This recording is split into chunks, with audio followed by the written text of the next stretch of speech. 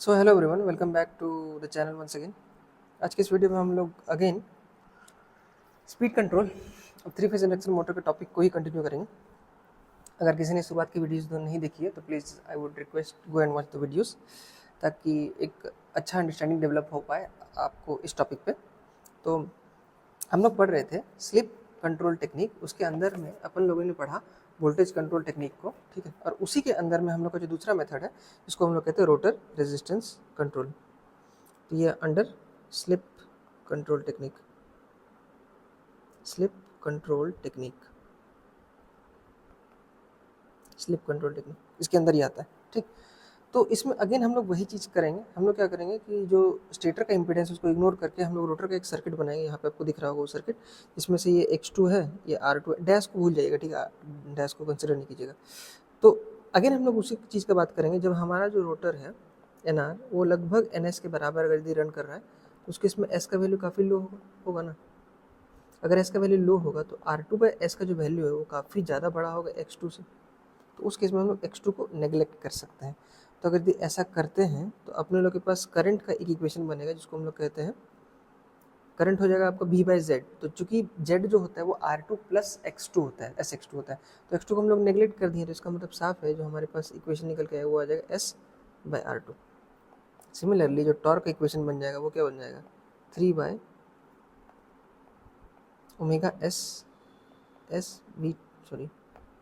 V²/R2 होगा ना, ठीक।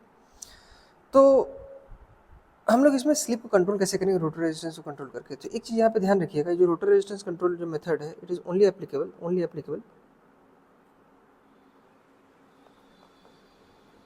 फॉर SRIM मतलब स्लिप रिंग इंडक्शन मोटर के लिए एलिजिबल, जिसमें रोटर्स में एक्चुअली में वाइंडिंग्स होती है, ठीक है। हम लोग SCIM के लिए इसको इस्तेमाल नहीं कर सकते, ठीक। तो ये इसका लिमिटेशन हो गया। तो अब इसमें हम लोग क्या किए, यहाँ तक तो हम लोग पहुँच चुके थे। अब हम लोग क्या करते हैं, एज्यूम कर लेते हैं अगेन जो लोड टॉर्क है वो कांस्टेंट है। तो अगर यदि लोड टॉर्क कांस्टेंट है तो इसका मतलब साफ है कि उसको जो टॉर्क दे रहा है मतलब मोटर, तो उस मोटर का जो डेवलप टॉर्क है वो भी कांस्टेंट हो जाएगा। यदि वो कांस्टेंट है तो उस केस में अगेन एक चीज़ देख सकते हैं कि हम लोग यहाँ पे भी इस वाले इक्वेशन से देखिए, यहाँ हमारे पास, यहाँ से देख लीजिए, ये जो पार्ट है यहाँ से यहाँ तक, एक मिनट सॉरी, यहाँ से लेकर के ये एस को छोड़ दीजिएगा, ठीक। मैं यहाँ लिख भी देता हूँ, जो टॉर्क हो जाएगा वो डायरेक्टली प्रोपोर्शनल हो जाएगा S/R2 में, होगा ना। क्योंकि बाकी सारी चीज़ को हम लोगों ने कांस्टेंट माना है, क्योंकि इससे प्रीवियस मेथड में हम लोगों ने V1 को एज्यूम किया था वो वेरिएबल है। तो चूंकि V1 इस बार वेरिएबल है नहीं तो V1 कांस्टेंट हो गया, ठीक। इसका मतलब जो टॉर्क हो जाएगा वो S/R2 पे डिपेंड करेगा।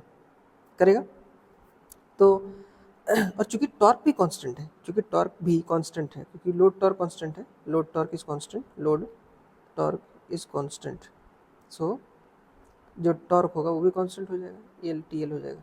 तो टॉर्क भी तो कांस्टेंट हो जाएगा, ठीक। तो इसका मतलब ये है कि हम लोग कह सकते हैं S/R2 जो हो जाएगा कांस्टेंट वैल्यू हो जाएगा। तो इसको हम लोग ऐसे देख सकते हैं, S1/R2 dash is equal to S2/R2 double dash.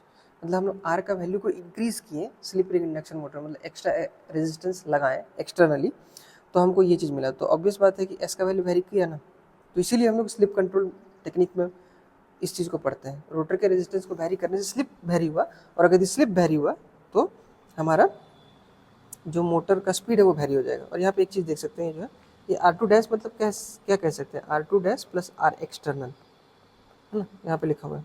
R external हम लोग यहाँ पे लगाए रोटर साइड में। तो यहाँ से हम लोग जो S2 है उसका वैल्यू निकाल सकते हैं, जो दिखा मैंने S2 का वैल्यू। तो उस केस में क्या हो जाएगा, अगर मान लेते हैं हमारे पास अलग अलग टाइप का लोड्स होता है, तो एक लोड है जिसका जो फैन टाइप का लोड है, फैन मतलब सीलिंग फैन। तो सीलिंग फैन में T जो होता है वो प्रोपोर्शनल होता है N स्क्वायर के। ये जो एज्यूम कर रहा हूँ ना मैं, ये एक्चुअली में प्रैक्टिकली प्रूवन डेटा है, उसके बेस पे मैं हम लोग एज्यूम कर रहे हैं। तो T is proportional to N square है, तो इसका मतलब साफ है कि S/R2 के प्रोपोर्शनल हो जाएगा N स्क्वायर, यहाँ से हो जाएगा ना। अगर यदि ऐसा होगा तो इस केस में हमारे पास जो स्पीड है, अच्छा एक चीज़ बताइए, स्पीड बढ़ेगा कि घटेगा,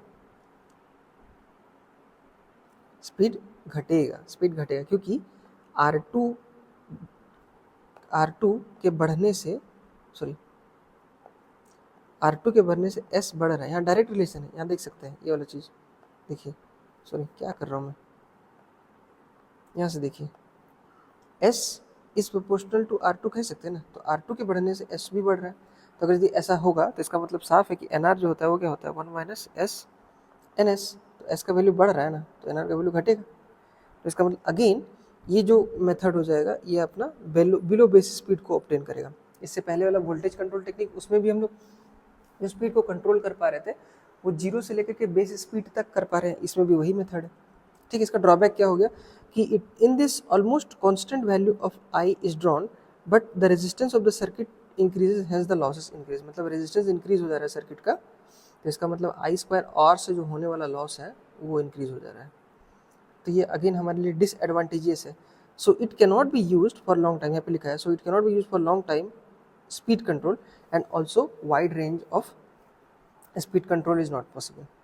ठीक है, तो हम लोग इस मेथड को इस्तेमाल करते हैं लेकिन काफ़ी लिमिटेड जगह पे करते हैं जहाँ पे हमारा पावर लॉस से उतना फर्क ना पड़े। ठीक है ना, जनरली हम लोग स्मॉल मोटर्स में हम लोग इस्तेमाल करते हैं। तो मोटा मोटा देखा जाए तो स्लिप कंट्रोल टेक्निक के अंदर जो आपके सिलेबस में 2 टॉपिक्स था, एक था आपका वोल्टेज कंट्रोल टेक्निक और दूसरा रोटर रेजिस्टेंस कंट्रोल टेक्निक। दोनों का ही अपना एक डिसएडवांटेज है ना, इसलिए हम लोग दोनों को ही पढ़ते तो जरूर है लेकिन प्रैक्टिकली बहुत कम इस्तेमाल करते हैं। ठीक, इसके बाद का जो मेथड है वो है आपका सिंक्रोनस स्पीड कंट्रोल मेथड, जिसमें हम लोग देखेंगे कैसे हम लोग फ्रीक्वेंसी को चेंज करके और पोल को चेंज करके स्पीड कंट्रोल को ऑब्टेन करते हैं। हालांकि जो फ्रीक्वेंसी चेंज वाला जो ऑप्शन है ना वो one of the best option है अभी तक स्पीड कंट्रोल के फील्ड में। तो हम लोग आमतौर पर या फिर प्रैक्टिकली या इंडस्ट्रियल यूज़ के लिए हम लोग वही यूज़ करते हैं, फ्रीक्वेंसी कंट्रोल टेक्निक, जो कि आपका सिंक्रोनस स्पीड कंट्रोल टेक्निक के अंदर आता है। ठीक है, तो इस पर्टिकुलर लेक्चर में इतना ही था रोटर रेजिस्टेंस कंट्रोल के अंदर का टॉपिक। तो